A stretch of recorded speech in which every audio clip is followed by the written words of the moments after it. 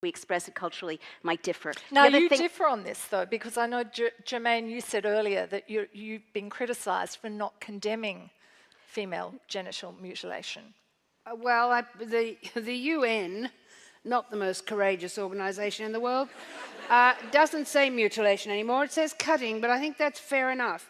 The Western assumption, which was itself sexist, was that women in the Maghreb or wherever, Christian women in Ethiopia, Jewish women in Ethiopia were practicing female genital cutting not as part of a religion but as part of a cultural practice.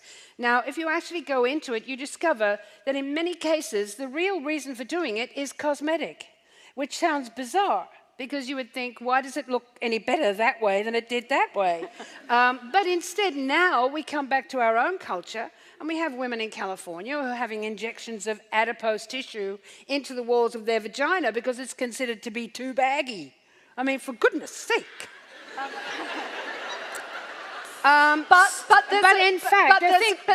There's a serious difference here, which I think is really worth pursuing. I do want to explain something. That these cultural practices are done by women to women. If you want them to stop doing it, they have got to make that decision. What has happened when foreigners have come racing in and said, stop what you're doing because it's backward or it's savage or it's whatever, is that that practice has accumulated social and cultural value. We have actually given, in the case of the Kenyans, in the case of the Mau Mau, they'd practically given up doing it. And then suddenly it was outlawed by the international authorities, and guess what? And women lined up to do it. Just as women in Australia will wear hijab. They don't have to. What they're saying is, we are what we are, and you're going to have to wear it. Okay. And you might not like my veil, but it's not your decision. Okay, Clem, what do you think about this?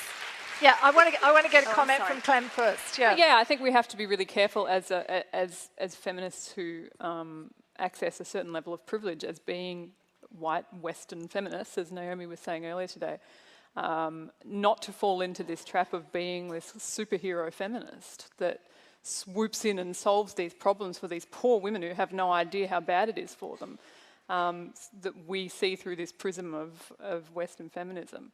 And I suppose I sit somewhere between the two of Germaine and Naomi in this sense. I think in cases where women have agency and it is a cultural thing that women are doing, I think it's dangerous ground for us to stomp in. But then there's also an element of let her go.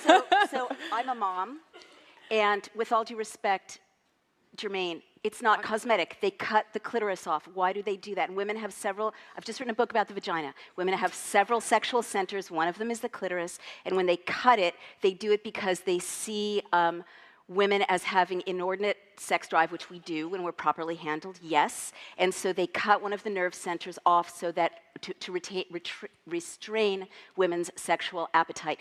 And there are countries all over Africa where they actually infibulate women, close them, and then cut them open in order to have intercourse. So no, it's not cosmetic. Yes, women do it to each other, but they do it in order to be marriageable when there are no other options. And thank you. And there's a final thing I need to say as a mom, which is if these are adult women, of course, they're adult women and you have autonomy, you're making your own choices, but this is done to children of 7. And if you hate rape and you hate abuse, this is rape, this is abuse. I'm not saying be superwoman going in and condescending, but I think it's condescending not to say, I think this is not okay, I think this is abusive. I think that's respectful.